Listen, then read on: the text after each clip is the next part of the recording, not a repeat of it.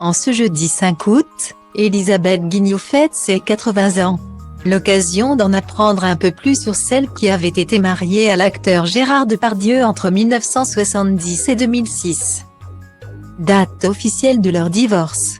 Née Elisabeth Dominique Lucie Guignot, la maman de Julie et Guillaume a vu le jour le 5 août 1941 à Paris. C'est en 1970 qu'elle a débuté sa carrière d'actrice en jouant d'abord dans la série télévisée Noël aux 4 vents puis dans le téléfilm Les Aventures de Zadie. Deux rôles qui lui ont ouvert les portes du grand écran.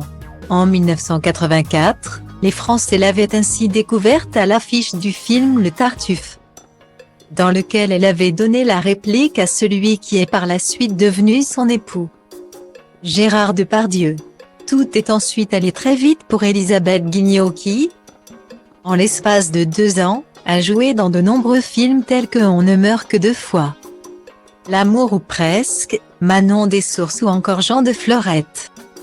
À la fin des années 90, Elisabeth Guignot avait redonné un coup de boost à sa carrière en multipliant les rôles au cinéma et à la télévision.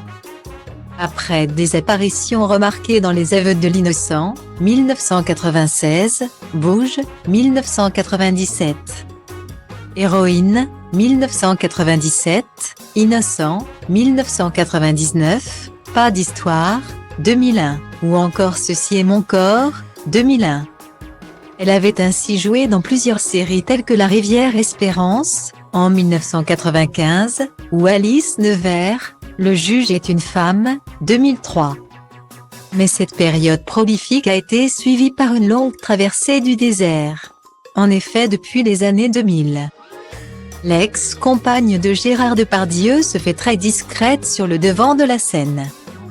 C'était du moins vrai jusqu'à tout récemment.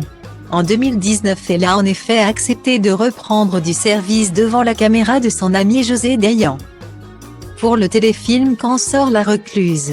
Une rarissime apparition avant de retourner à l'ombre des projecteurs, où elle se sent désormais beaucoup plus épanouie.